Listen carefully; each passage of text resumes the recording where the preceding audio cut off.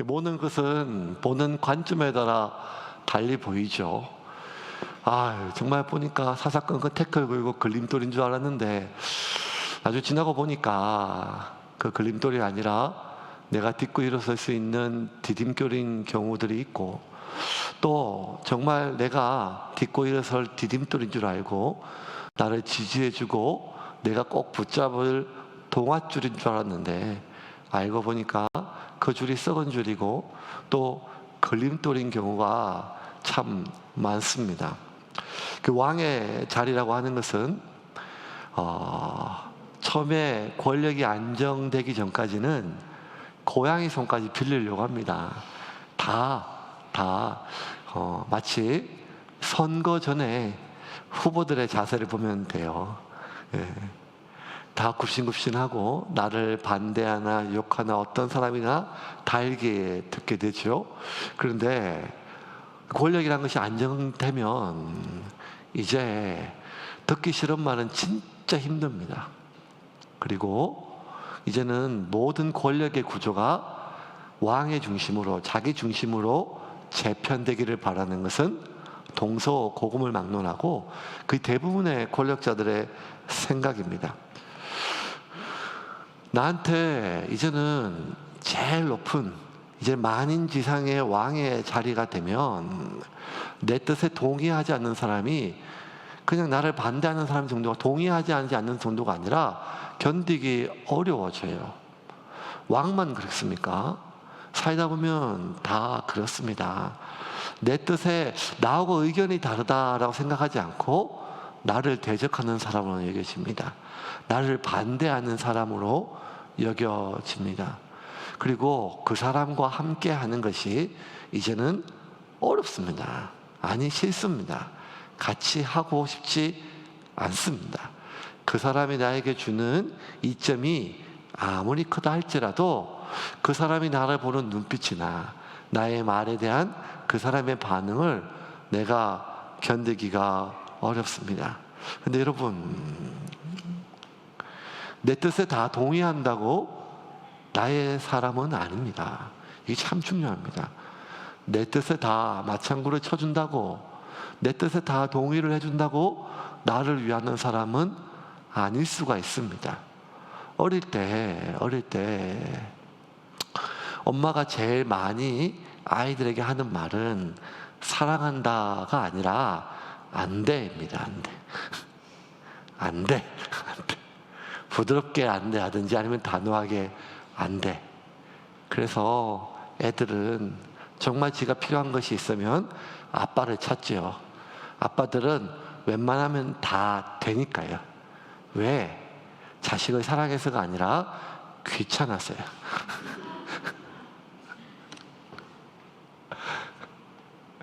그래서 어떻게 보면 안 돼 라고만 하는 저 사람은 나를 반대하는 사람이지만 알고 보면 세상에서 나를 가장 사랑하는 존재이고 어쩌면 나보다 나 자신을 위하는 존재임에도 불구하고 나에 대한 그의 말의 대부분은 안 돼 라고 하는 말이 어리니까, 철이 없으니까, 그리고 원하는 대로 다 그래 괜찮아 해봐 라고 하기에는 너무 위험하기 때문이잖아요.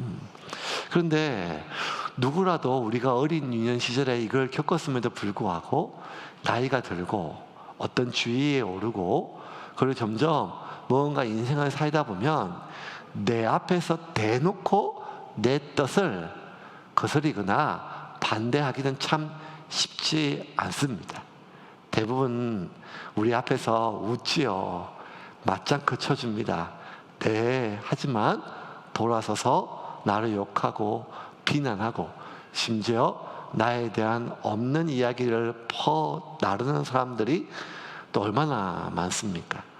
이런 걸 경험해 보면 세상 사는 게 참 단순하지가 않고 복잡하지요.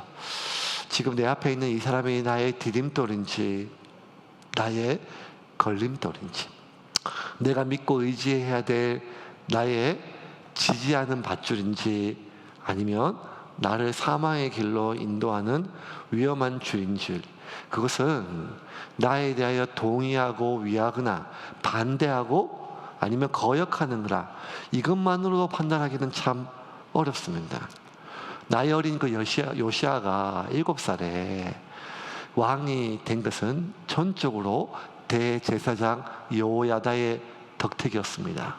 목숨을 살려준 것도 여호야다였고 7년 동안 6년 동안 자신을 지켜준 것도 여호야다였으며 자신을 왕으로 세워준 것도 여호야다 제사장이었고, 어린 나이에 왕이 되었음에도 불구하고 요시아의 왕의 왕권이 안정되기까지 모든 과정은 다 대제사장 여호야다의 도움이었어요.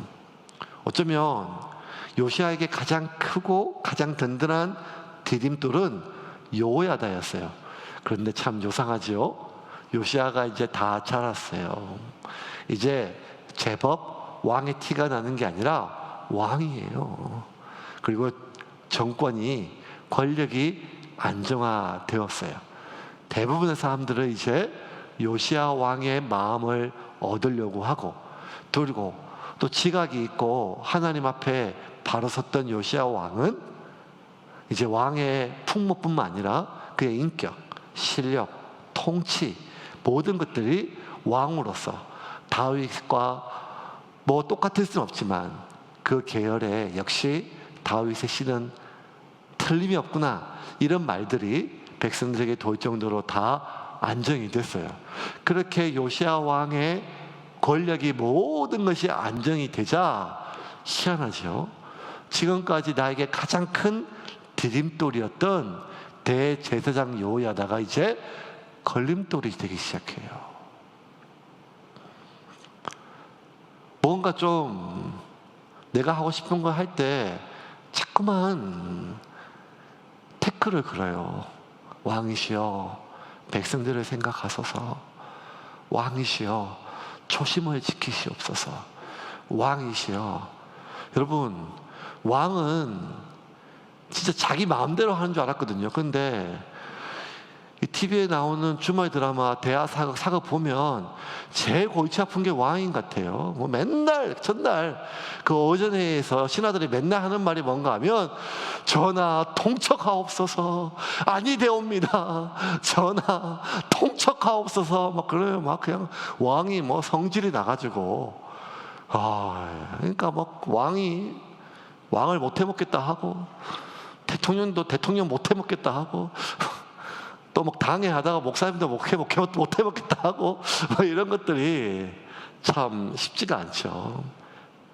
나의 가장 큰 도움이었고 디딤돌이었던 여호야다가 이제 요시아에게 가장 큰 걸림돌이 되기 시작했었습니다. 그래서 요시아가 나라의 모든 권력 구조를 수리하기 시작했어요. 어떻게 수리하는가 하면, 나라의 모든 권력 구조를 왕권 중심으로 진행될 수 있도록 왕권의 수리를 시작을 먹었어요. 그리고 그 본격적인 권력 구조의 수리를 무엇으로 시작했는가 하면, 공교롭게도 성전 수리로 시작했어요.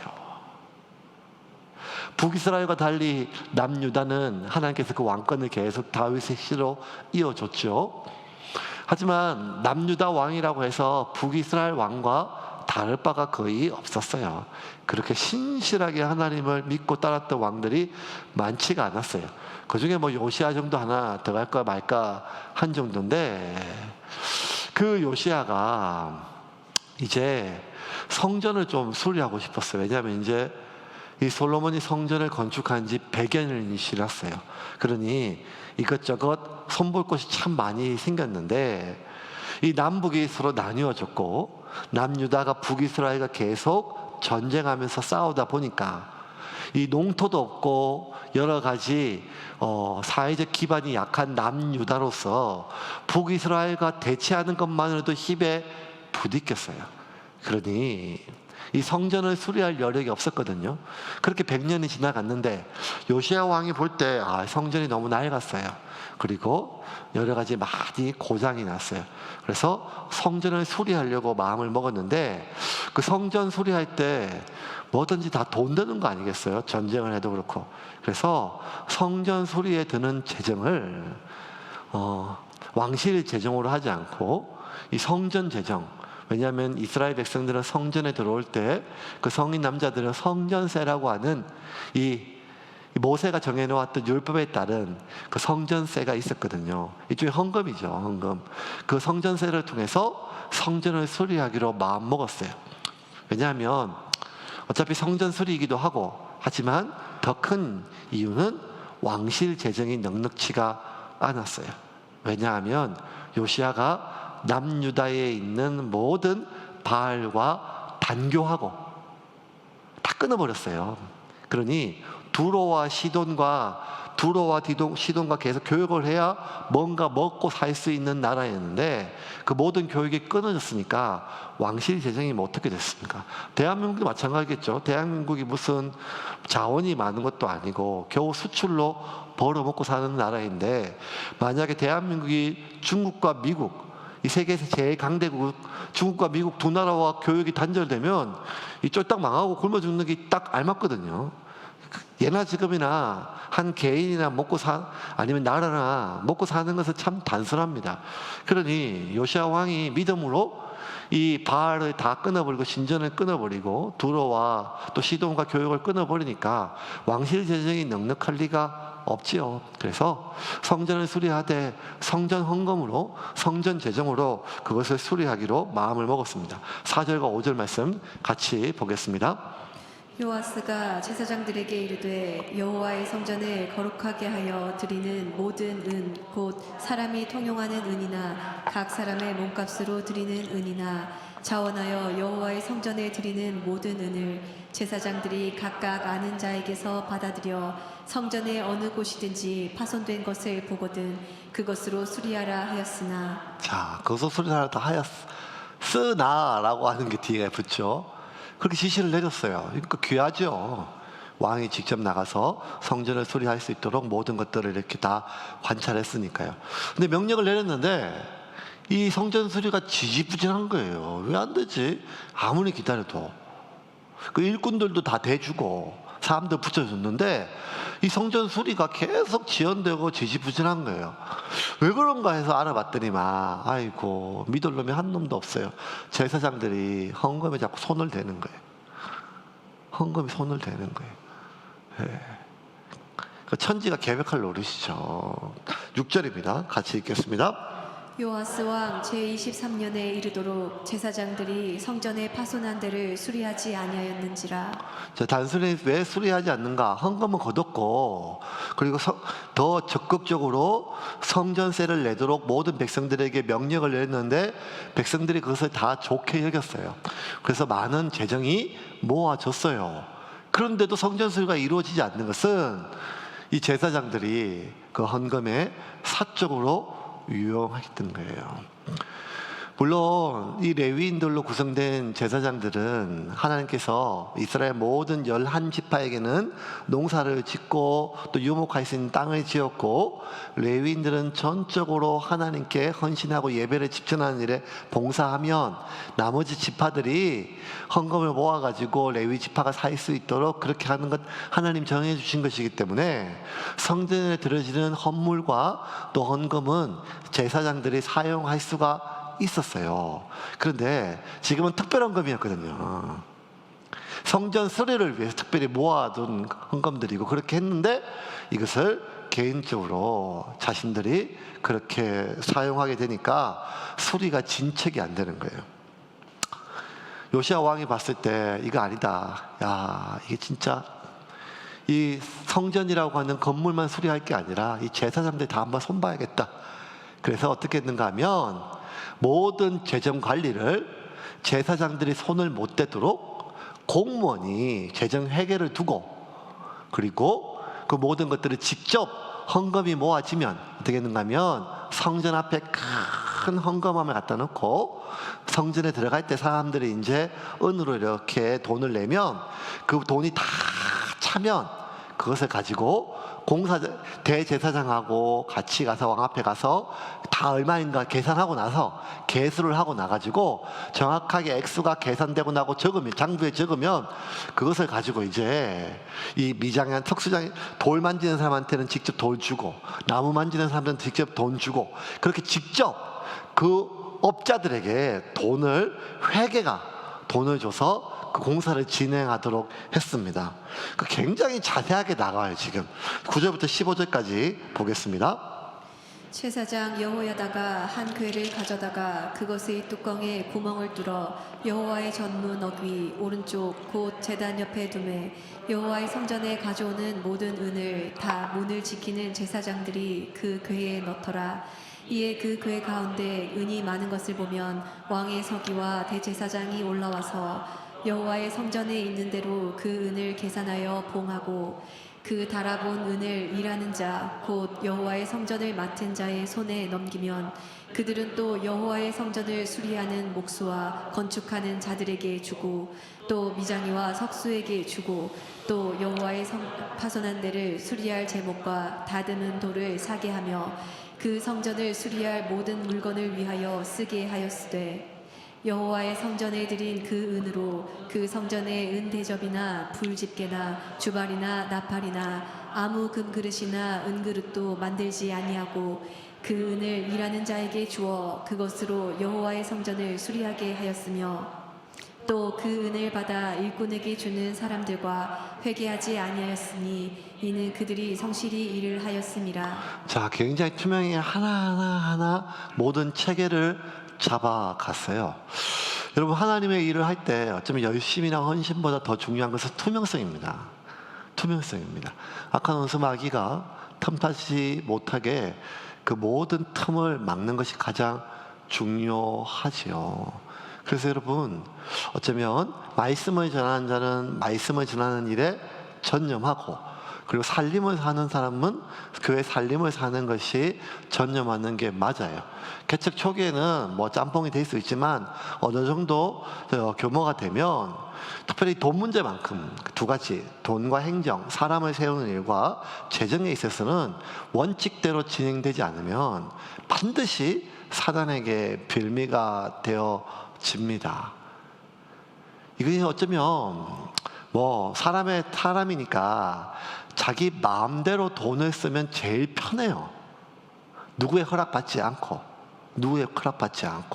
그러니까 저는 이걸 너무 잘 느끼거든요. 예. 제 마음대로 쓸 수 있는 돈이 반드시 필요해요. 그래서 집사람 몰래 책상 밑에도 붙여놓고 책 안에도 넣고.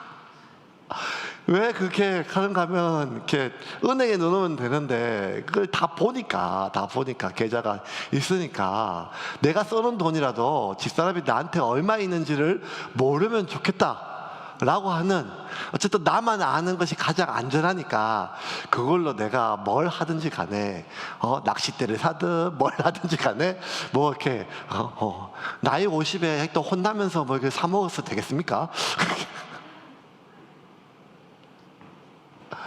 개인 돈도 그렇지만 또 교회 일도 그렇겠죠. 근데 이렇게 생각할 수도 있어요. 뭐 내가 쓴 것도 아니고 교회 일인데 뭐 그렇게 급할 때 바로 이렇게 하면 반드시 오름을 겪어요. 중요한 건 열심이나 헌신보다 투명성입니다. 원칙입니다. 원칙. 두 가지, 재정과 행정, 사람을 세우는 일과 그리고 재정을 운영하는 모든 일에 있어서 중요한 것은 효율성이 아니라 투명성입니다. 효율성은 그때그때 상황에 맞춰서 목사가 가장 정확하게 교회를 알기 때문에, 성도를 알기 때문에 그냥 그렇게 사람을 세우고 그렇게 재정을 사용하면 가장 효율적일 수 있어요. 그런데 교회 성경이 이야기하고 하나님께서 우리에게 교회를 섬기고 교회를 세워가고 교회를 운영하는 데 있어서 가장 중요한 원칙은 효율성이 아니라 투명성에 있다는 거예요. 원칙을 세우고 그 원칙에 어긋나지 않도록, 때론 더뎌 가더라도, 때론 비효율적이라 하더라도 그렇게 하는 것이 맞다고 하나님은 계속 반복적으로 가르쳐 주십니다. 그래서 세움교회는요, 재정 보고를 참 잘해요. 사실 이게 약간 낯간지를 수 있어요. 저도 1년에 2번씩 제 월급이 얼마고 뭐 얼마 구체적으로 하고 그러니까 그러니까 주목사님은 매번마다 저한테 얘기해요. 그거 해가서 월급이 얼마고 뭐 하고 이런 얘기 할 때마다 너무 이렇게 좀 이렇게 송구하고 간지럽대요. 그래서 그게 다 공개가 돼야 돼요. 다 공개가 되고 정확하게 얼마인지, 교회가 살림이 얼마나 사는지, 그리고 어떻게 사용되었는지에 대해서 모든 것을 교회들이 알고, 그렇게 해야 그것이 교회를 위한 것이고 목사를 위한 것이고 성도를 위한 것이라고 성경은 바르게 이야기하고 있습니다. 그런데 대제사장 여호야다는 그걸 못했어요. 왜냐하면 성전의 헌금을 사적으로 사용하는 일에 대제사장 여호야다도 자유롭지를 못했어요. 그 7절에 보면 엄청난 일이 나와요. 요시야 왕이 여호야다를 불러가지고 혼내요. 지금 그럴 수 있는 게 아니거든요. 왜냐하면 어릴 때부터 자기 핏덩어리를 불러가 자기가 지켜줬단 말이에요. 그 핏덩어리 신생아를, 아기를 6년 동안 지켜주고 6살짜리 7살짜리를 여호야다가 왕을 세워줬고, 그리고 수십 년 동안 뒤를 봐줬단 말이에요. 그 멘토이고 개국 공신이고, 그리고 얼굴도 쳐다보기 어려운 모든 권력 구조가 이 여호야다 중심으로 이루어졌단 말이에요. 그런데 요시야가 여호야다에게 책망을 해요. 제가 그대로 읽을게요. 7절에 요시야 왕이 대제사장 여호야다와 제사장들을 불러 이르되 너희가 어찌하여 성전의 파손한 데를 수리하지 아니하였느냐? 이제부터는 너희가 아는 사람에게서 은을 받지 말고 그들이 성전의 파손한 데를 위하여 드리게 하라. 그게 뭔가 하면 이제 성전 헌금을 너희들이 직접 받지 말고 그들이 성전을 수리하는 사람에게 직접 주게 하라는 거예요. 이게 맞는 말 같지만 어쩌면 여호야다와 요시야가 완전히 갈라설 수 있는 이야기예요. 근데 이렇게 할 수 있는 게 뭔가 하면 이 헌금을 개인적으로 사용하는 일에 여호야다도 자유롭지 못하는 거예요. 이 개인적으로 사용한다는 것이 꼭 자신의 부를 위한 것이다 라고 하기는 어려워요. 사실은 그냥 제사장이 대제사장이 제사장들을 섬기고 또 관리하고 조직을 하고 하는 모든 어쩌면 통치에 관련된 행정비로 사용됐을 수도 있고, 또 성전 수리가 아니라 성전에 필요한 성물들을 만들고 그 그릇과 주발과 이런 성물들을 만드는 일에 사용됐을 수도 있고 하는 건데, 이 모든 것들에 있어서 요시야는 단호하게 성전 수리를 위해서 명령했고 그렇게 세금을 거두었고 헌금을 했는데 그 목적 헌금이 정당하게 사용되지 않은 것에 대해서, 헌금의 개인적 요용에 대해서 대제사장 여호야다도 자유롭지 못했고 엄하게 꾸짖었습니다. 와, 그때 여러분 왜 대제사장 여호야다가 목숨을 걸고 다윗의 씨를 지키기 위해서 그렇게 요시야를 지키고 하나님 앞에 신실했음에도 불구하고 이렇게 됐을까? 한번 상상을 해봐요. 그것은 대제사장 여호야다에게 모든 권력과 돈이 집중됐기 때문이에요. 왕의 멘토잖아요. 개국 공신이에요. 그리고 대제사장이에요. 그리고 이 요시야 왕이 왕으로 등극하는 데 있어서 군사나 장군들이 아니라 제사장들이 앞장을 섰어요. 그를 보호해주고.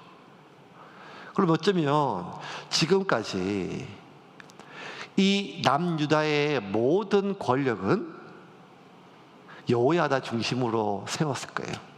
그가 정치적이자 하지 않는다 할지라도 왕의 가장 강력한 측근이고 멘토였다는 사실만, 그리고 개국 공신이었다는 그 사실만으로도 이미 여호야다는 이 나라에서 가장 영향력 있는 사람이었고, 영향력이 있을 때 사람들은 따라 붙기 나름이에요.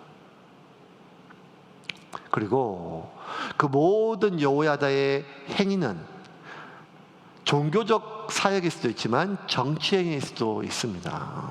그리고 정치에는 반드시 돈이 들어요. 왜? 사람을 움직이는 데 있어서 돈만큼 가장 효율적인 게 없거든요. 돈만큼 가장 효율적인 게 없어요.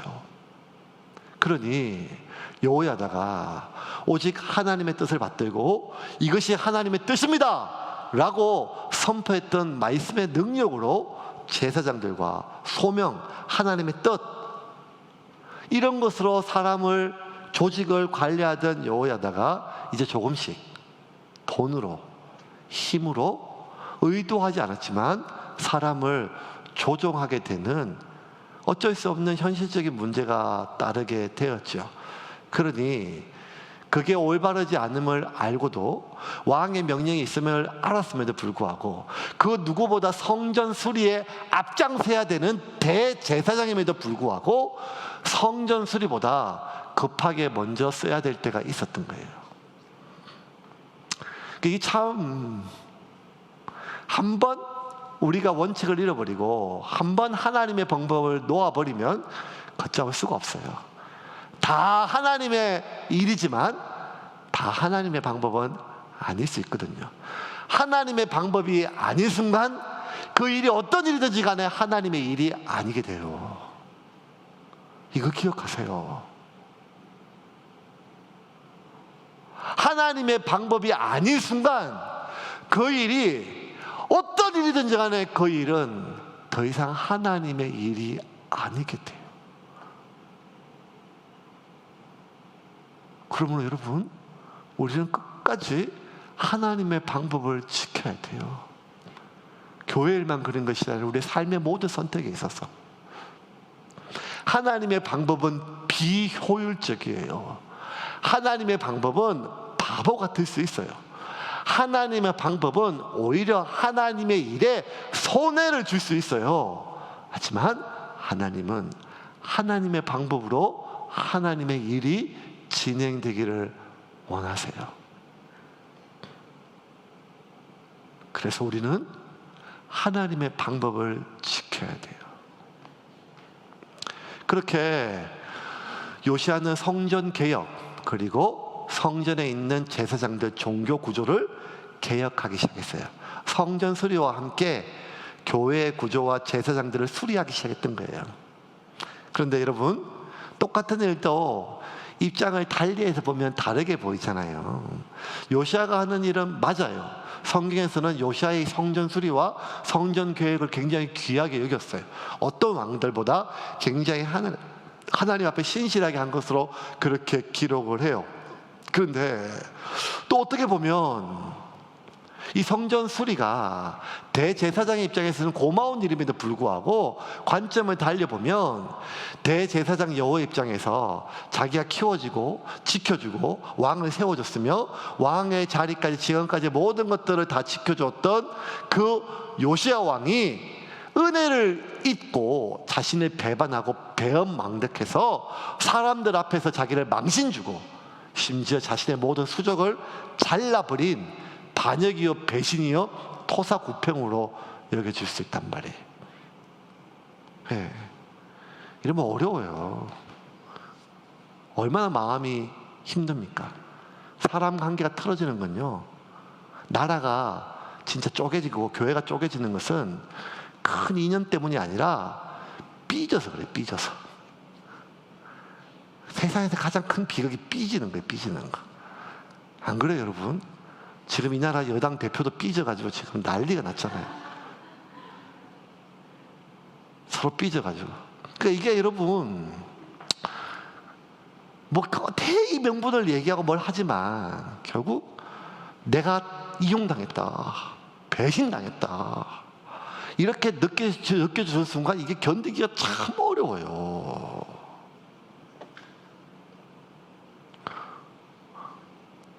맞아요. 어떻게 보면 요시야가 하는 이 성전 수리는 엄밀히 얘기하면 성전 수리를 빙자한 권력 구조의 수리가 맞아요. 그게 요시야 왕의 진짜 숨은 의도일 수 있어요. 왜?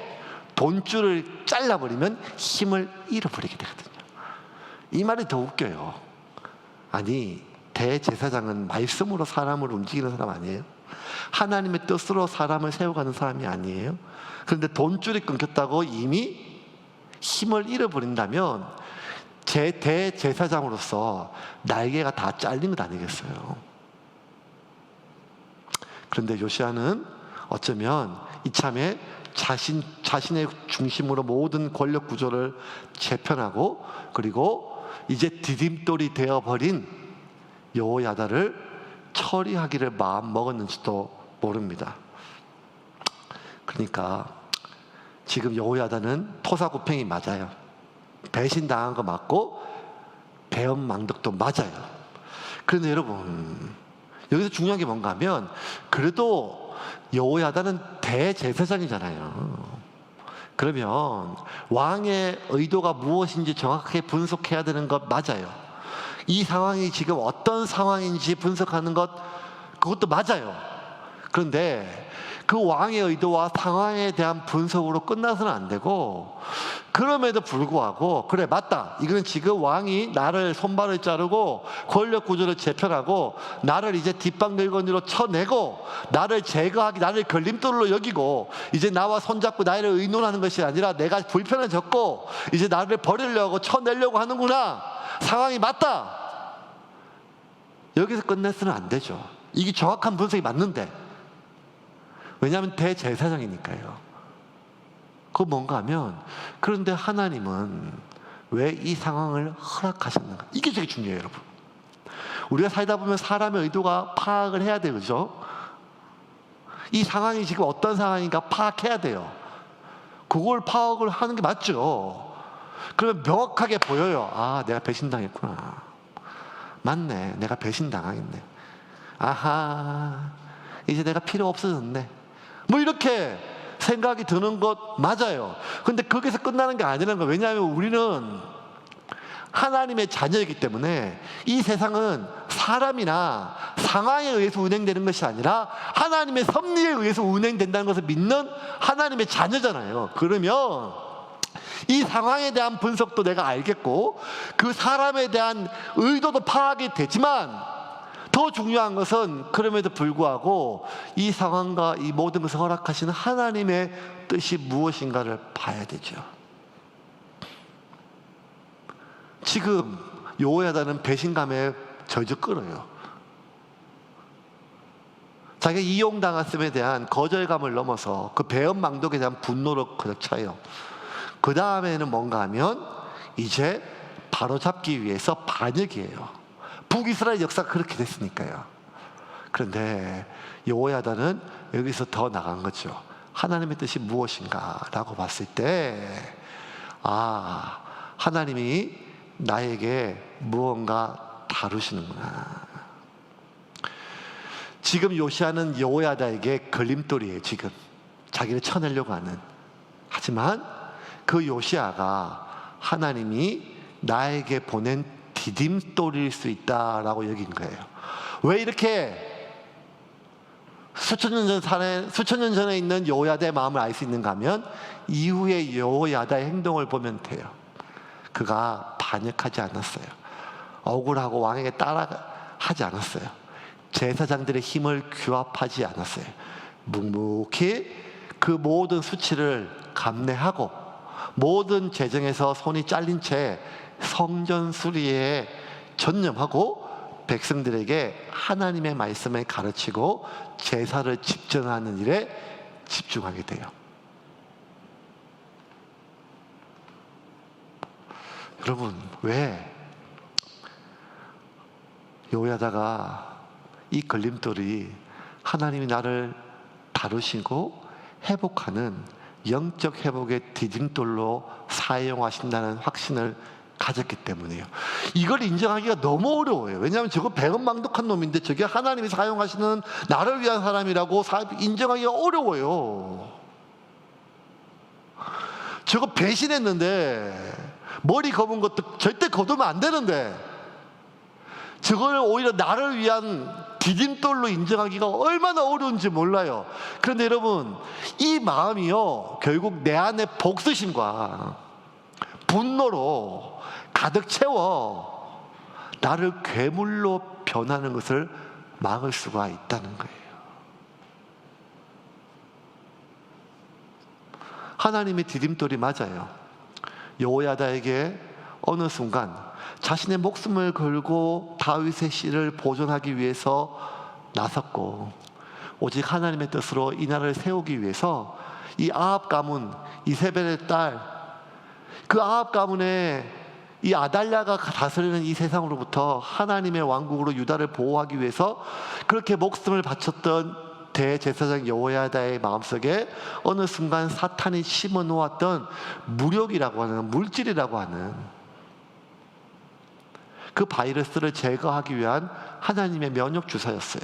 그리고 하나님의 뜻과 말씀이 아니라 사람을 조종하고, 그리고 돈으로, 정치적으로 자신이 원하는 바를, 어쩌면 하나님의 일을 하나님의 방법이 아닌 지극히 세상적인 방법으로 하려고 하는 그 사단의 가장 위험한 바이러스로부터 치료받기 위한 하나님의 디딤돌로 여호야다가 요시아를 받아들였어요. 그리고 분쟁하지 않고 그렇게 그 모욕과 수치와 그리고 어려움을 다 감내하고 성전을 수리하고 재건하는 일에 집중하게 됩니다. 그래서 여호야다는요 그렇게 이 면역 치료를 잘 받아들였어요. 요시아의 걸림돌을 하나님의 디딤돌로 받아들였어요. 그 결과 어떻게 된가 하면 여호야다는 하나님 앞에 선하게 쓰임받고 모든 백성들이 인정하는 진정한 영적 지도자로 그가 마지막 생을 마칠 수가 있었어요. 여러분, 이게 진짜 기회예요. 정말 한때 열심히 사용됐던 목사님의 마지막 길이 아름답지 않은 모습도 우리가 많이 보잖아요. 대부분이 돈 때문에, 아니면 노역 때문이에요. 젊은 목사들이 따라갈 수 없는, 비교할 수 없는 실력과 영성과 기도와 헌신을 했다가 그 마지막에 평생 자신이 설교한 것을 삶으로 다 뒤집는 사람들이 얼마나 많습니까? 자식에게 물려주고 돈 몇 푼 때문에. 잘 사는 것보다 더 어려운 게 잘 죽는 것이고, 어떻게 사는 것보다 어쩌면 더 중요한 것은 어떻게 죽느냐이거든요. 여호야다의 마지막 죽음은 역대하에 이렇게 기록되어 있어요. 제가 그대로 읽을게요. 24장 15절 16절 제가 그대로 읽겠습니다. 여호야다가 나이가 많고 늙어서 죽으니 죽을 때 130세라. 무리가 다윗성 여러 왕실의 묘실 중에 장사하였으니 이는 그가 이스라엘과 하나님과 그의 성전에 대하여 선을 행하였습니다. 왕이 아니에요. 다윗의 가문이 아니에요. 제사장이에요. 그런데 어디에 묻혔는가 하면 다윗의 왕실, 왕들의 묘에 대제사장 여호야다가 묻혔어요. 왕이 아닌데. 왜? 이는 그가 이스라엘과 하나님과 그의 성전에 대하여, 그의 직임에 대하여 선을 행하였습니다. 여러분, 어쩌면 그래요. 우리가 살다 보면 우리의 삶에 하나님의 방법이 아닌 게 들어올 때가 있어요. 돈 참 좋죠. 유용하고 귀해요. 사람이요, 그냥 내가 하나님의 뜻을 전하기보다 내가 너에게 뒷배가 되어줄게, 내가 네 편이 되어줄게, 그 사람이 필요한 게 무언가를 잘 살펴보고 그 사람의 필요를 채워주며 그 사람을 조종하는 것, 어쩌면 굉장히 사람을, 그래 내가 너 도와줄게, 나밖에 없지? 뭐 이렇게 하는 게 어쩌면 좀 편하고 할 수 있어요. 너 내가 이렇게 수고한 거 너 알아야 돼. 이거 모르면 배신이야, 배신. 이게 다 사람 묶는 거거든요. 그런데 어쩌면 하나님의 방법이 아니라 사람의 방법, 하나님보다 물질, 하나님의 영광보다 나의 이름, 나의 존재, 뭐 이런 것들 내 삶에 들어올 수도 있고 무너질 수도 있고 연약할 수도 있어요. 그리고 모든 사람들 앞에 내가 지금까지 살아왔던 모든 것이 무너질 만큼 수치를 당하고 창피를 당할 수도 있어요. 근데 그것보다 더 중요한 것은 그러고 끝나는 게 아니란 말이에요. 그래서 내가 배신감으로, 분노로 그렇게 내 자신을 망가뜨리고 관계를 망가뜨려서 마지막을 망가뜨리는 것이 대부분의 삶인데, 어떤 사람들은 그 내 인생의 걸림돌 같은 사람을 디딤돌로 여긴단 말이에요. 왜? 하나님의 시각에 자꾸 보려고 하니까요. 내 인생의 디딤돌 같은 이 일을 하나님이 걸림돌 같은 이 일을 하나님의 디딤돌로 자꾸 보려고 해요. 그냥은 안 보여요. 진짜 걸림돌이라니까. 밉다니까요. 견딜 수가 없어요. 역겹고 너무 서운하고 화가 나고 억울해요. 이 수치를 내가 어떻게 이겨요? 이 수치를 내가 반드시 내가 갚아줄 거예요. 복수하고. 그런 마음이 들죠. 그런데 여러분, 그 하나님 주신 마음이 아니라는 거예요. 이 모든 상황을 허락하신 하나님의 뜻을 자꾸 보려고 하면 절대로 아무리 하나님 뜻을 보려고 해도 걸림돌이 디딤돌로 안 보여요. 미운 놈이 어떻게 이뻐 보입니까? 그냥 떡이나 하나 더 주고 빨리 그냥 채라고 빌죠. 그런데 내 마음의 그 걸림돌로 분노와 복수심으로 채워지는 것을 막을 수가 있다는 거예요.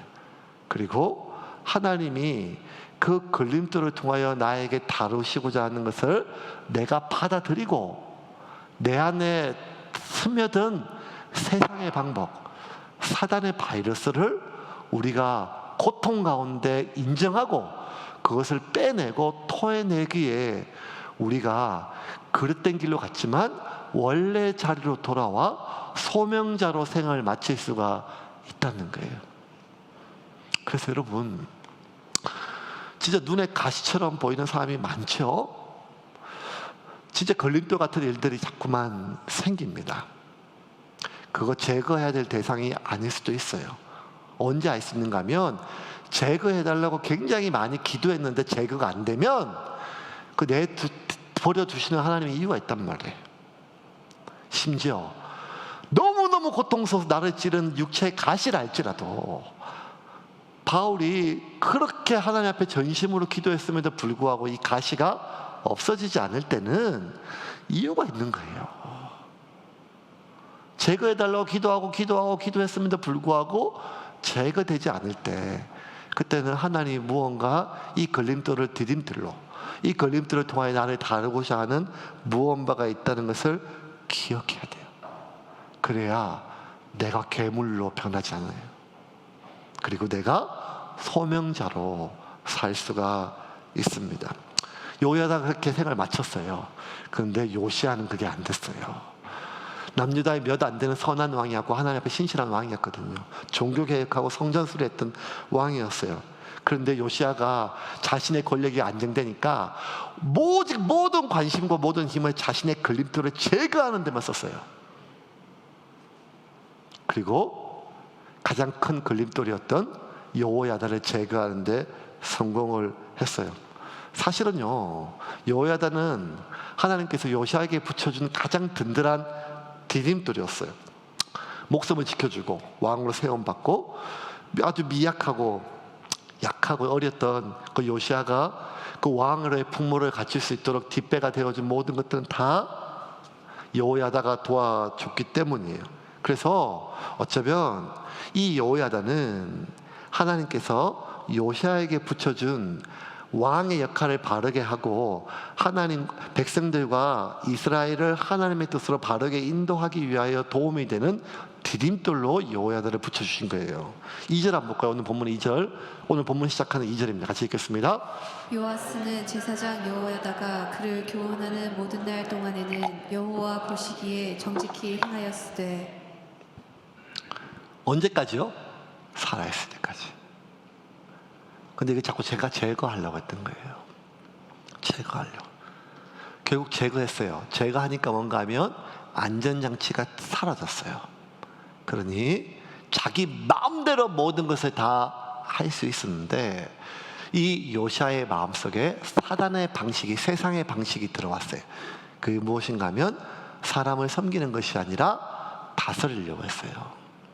사람을 대하는 것이 아니라 다루려고 했어요.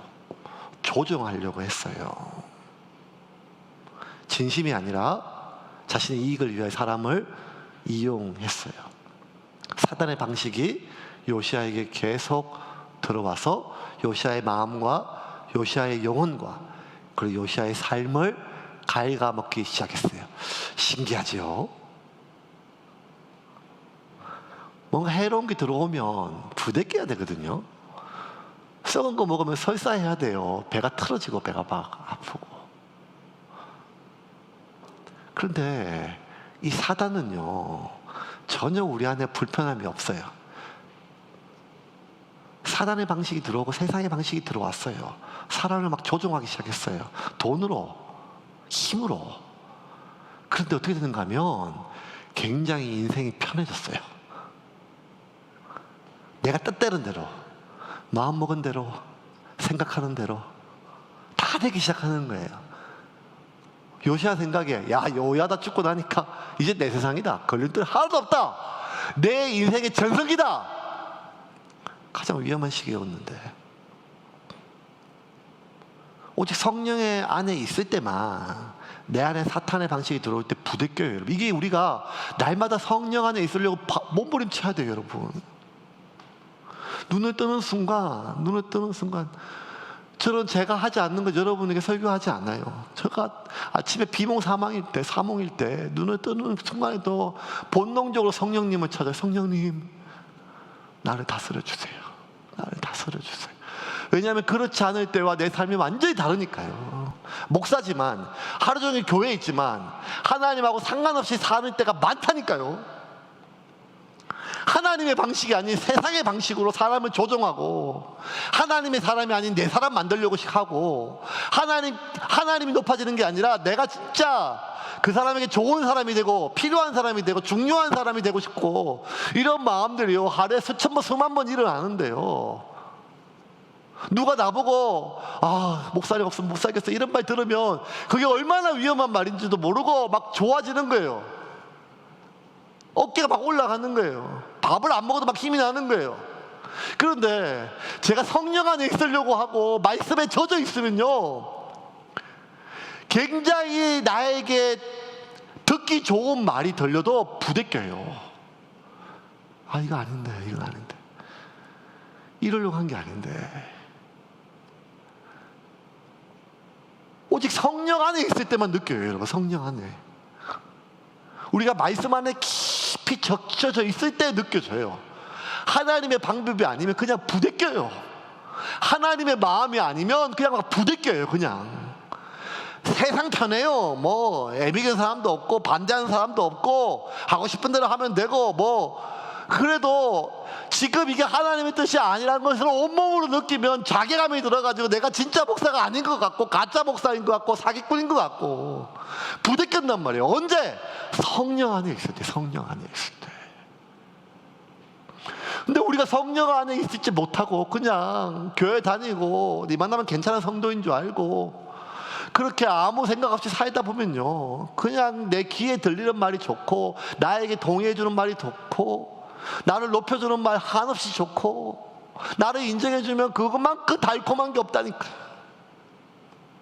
그는 흥하고 나는 쇠하여지는데, 하나님의 이름은, 예수님의 이름은 개같은 기독교, 개같은 예수라고 들려도 내가 높아지고 우리 교회가 높아지고 내가 인정받아지면 좋다니까요. 얼마나 사탄이 썩어 문드러지게 합니까, 우리를. 누가 내 뒷담화 친 것, 뒷담화한 거 들으면 몇 날 며칠 억울해서 잠도 못 자는데, 하나님의 이름이 땅에 떨어지든 말든 그 중요한 게 아니란 말이에요. 왜? 뭐 세상이 다 그러니까, 요새 교회가 다 그러니까. 언제 느낄 수 있는가 하면 우리가 성령 안에 있을 때. 성령 안에. 근데 요시야 그게 아니었어요. 그냥 자기 마음대로 걸림도 다 제거하고 나니까 편했어요. 완전 편했어요. 사단의 방법, 사단의 방식이 완전 들어왔어요. 하나님 계속 반복적으로 징계하시고 메시지를 보냈는데 거부해. 다 걸림돌로 여겨져요. 나를 반대, 그러니까 하나님께서 뭐 할까? 마지막 방법, 인간의 막대기를 사용하셔서, 인생의 채찍을 사용하셔서 그를 징계하세요. 아람 왕국이 또 쳐들어왔어요. 17절과 18절 같이 읽겠습니다. 그때에 아람 왕 하사엘이 올라와서 가드를 쳐서 점령하고 예루살렘을 향하여 올라오고자 하므로 유다의 왕 요아스가 그의 조상들 유다 왕 여호사밧과 여호람과 아시아가 구별하여 드린 모든 성물과 자기가 구별하여 드린 성물과 여호와의 성전 곳간과 왕궁에 있는 금을 다 가져다가 아람 왕 하사엘에게 보냈더니 하사엘이 예루살렘에서 떠나갔더라. 성전 소리 안 듣다고 제사장까지 대제사장까지 꾸짖었던 왕이 이제 아람 군대가 쳐들어오니까 성전에 있는 모든 성물까지 다 꺼내가지고 내줘요. 완전히 비참해졌어요. 완전히 비참해졌어요. 마치 대제사장도 꾸짖는 하나님의 사람처럼 행세하더니 뭐. 가장 비굴해지고 비참해졌어요. 왜 이렇게까지 하나님께서 인생의 막대기를 때리던가? 그 이유에 대해서 역대기에는 이렇게 적었어요. 11개는 나오지 않지만 그 이유에 대해서 이렇게 적었어요. 역대하 24장 17절부터 19절까지 우리 메시지 성경 한번 읽어보겠습니다. 여호야다가 죽자 모든 것이 무너졌다. 유다 지도자들이 왕에게 나아가 그를 부추기자 왕은 그들과 함께 행동하기 시작했다. 상황은 갈수록 악화되었다. 그들은 하나님의 성전을 버리고 음란한 여신들을 섬기는 이교에 빠져들었다. 이 죄 때문에 진노의 기운이 온 유다와 이스라엘을 덮었다. 하나님께서는 그들을 바로잡으려고 예언자들을 보내셨다. 하지만 심판을 경고하는 그들의 말을 아무도 귀담아 듣지 않았다. 왜? 다 걸림돌로 얘기했어요. 걸림돌로.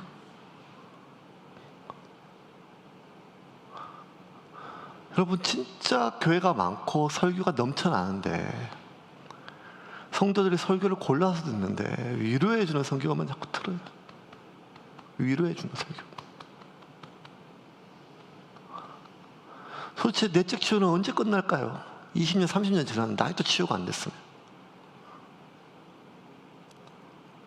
여호야다가 죽으니 모든 것이 무너졌다. 이 말이 뭔가 하면 예배가 무너지면 모든 것이 무너져요. 예배가 무너지면. 근데 좀 귀찮으면 이제 예배도 그냥 피곤하니까 아침에 애들 깨워가지고 교회 오는 게 얼마나 피곤해요. 수요일날 직장 퇴근하고 교회까지 와서 예배 드리는 게 얼마나 피곤해요. 옛날에는 너무 당연했던 것들이 이제는 굉장히 애를 써야 되는 것들로 변했어요. 그러니까 너무 편해졌어요. 결국 나를 살리는 것은 뭔가 하면 불편한 말이에요. 불편한 말이에요. 나를 동의하고 나를 위로하는 말이 나를 살리는 것이 아니라 걸림돌이 하나님이 보내신 디딤돌이었던 거예요. 그런데 하나님이 보내신 모든 선지자와 그 메시지를 걸림돌로 여기자 결국 요시야는 더 이상 넘을 수 없는 선을 넘었어요. 그러자 하나님께서 마지막 메시지를 보냈어요. 죽은 여호야다의 아들 스가랴 선지자가 목숨 걸고 진언을 해요. 24장 20절 같이 읽겠습니다. 그러자 하나님의 영이 제사장 여호야다의 아들 스가랴를 감동시켜 분명히 말하게 하셨다.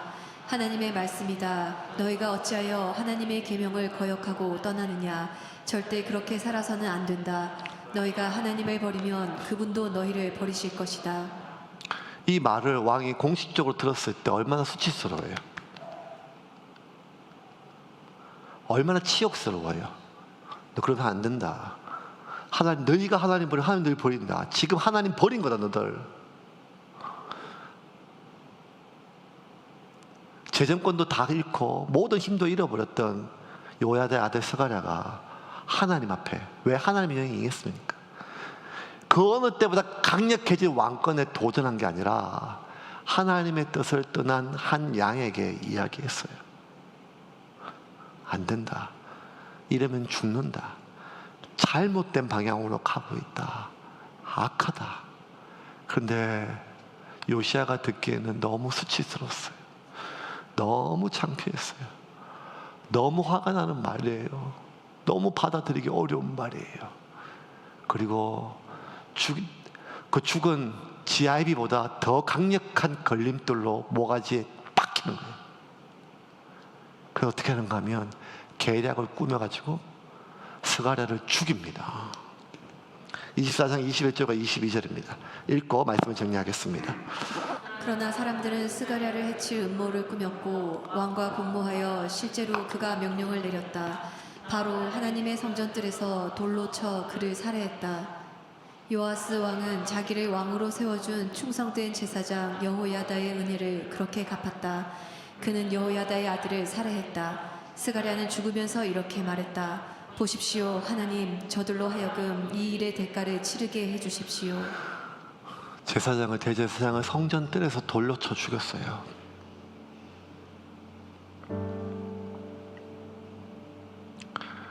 근데 그 참혹한 일을 걸림돌의 제거로 여겼어요. 요시야는 진짜 이제 거치는 것이 없었어요. 그의 인생의 끝이 어떻게 됐을까요? 오늘 본문 20절과 21절에 이렇게 얘기합니다. 제가 읽을게요. 요시야의 신복들이 일어나 반역하여 실라로 내려가는 길가의 밀로 궁에서 그를 죽였고, 그를 쳐서 죽인 신복은 시므아스의 아들 요사갈과 소멜의 아들 여호사바드였다. 그는 다윗성에 그의 조상들과 함께 장사되고 그의 아들 아마샤가 그를 대신하여 왕이 되니라. 이거는 북이스라엘이 일어나는 일이에요. 남유다는 한 번도 그런 적이 없어요. 이세벨의 딸 아달랴 정도예요. 아달랴. 그런데 그 누구보다 신실했던, 성전에서 자랐던 요시야예요. 성전에서 자랐던, 말씀으로 자랐던 요시야예요. 평생을 성전을 개혁하고 성전을 건축하는 일에, 수리하는 일에 보였고, 남유다의 복이 드문 의롭고 신실한 왕이었어요.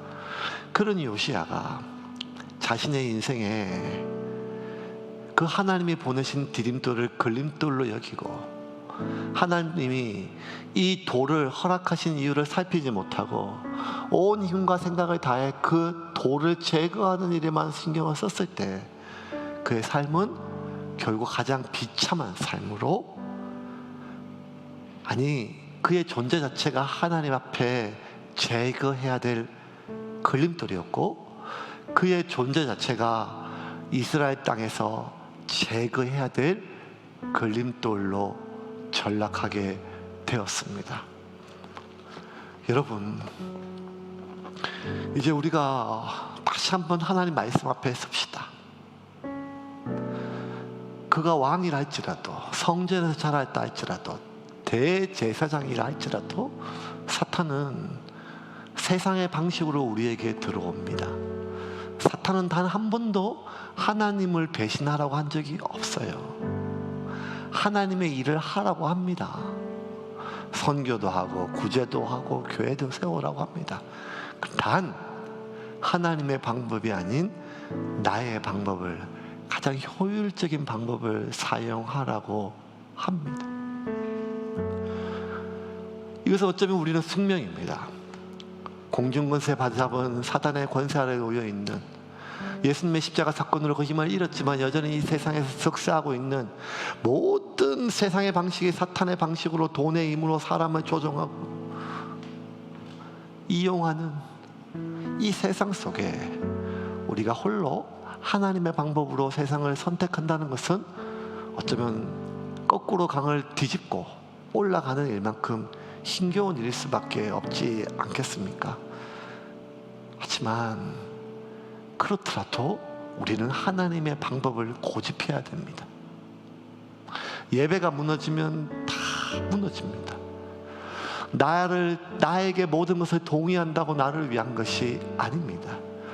내 귀에, 내 마음에 이롭다고 다 나를 위한 것이 아닙니다. 왜? 예수님조차 거치는 돌이었기 때문입니다. 말씀 안에 젖어 있읍시다. 말씀 안에 젖어 있읍시다. 그리고 성령 안에 깨어 있읍시다. 그래서 나도 모르게 내 삶 가운데 들어왔던 사탄의 방법이 있다면, 누가 하나 지적하지 않아도 내가 부대끼고 하나님 앞에 토해내고, 하나님 정결케 하여 주시옵소서. 정말 하나님 앞에 올바르게 살고 싶습니다. 하나님, 내가 정말 하나님 앞에 올바르게 살고 싶습니다. 어떤 일을 하느냐가 아니라, 어떤 성직을 하느냐가 아니라, 정말 하나님 앞에 올바른 방식으로 살고 싶습니다. 나는 아무리 그런 마음을 먹어도 그런 힘이 없습니다. 그러니 성령님 오셔서 도와주십시오. 하나님 말씀이 믿어지게 해주시고 이 말씀을 사랑하게 하여 주시고 새롭고 깊이 있는 깨달음이 아니라 이미 알고 있는 말씀을 순종하게 하시고 어떤 때까지 있더라도 내가 순종하며 살게 하여 주시옵소서. 그리하여 내가 하나님의 걸림돌이 아니라 모퉁이 돌이 되어 이 땅에 하나님의 교회가 세워지고 하나님의 나라가 세워지는 모퉁이 돌로 사용되어지게 하여 주시옵소서. 그렇게 기도합시다.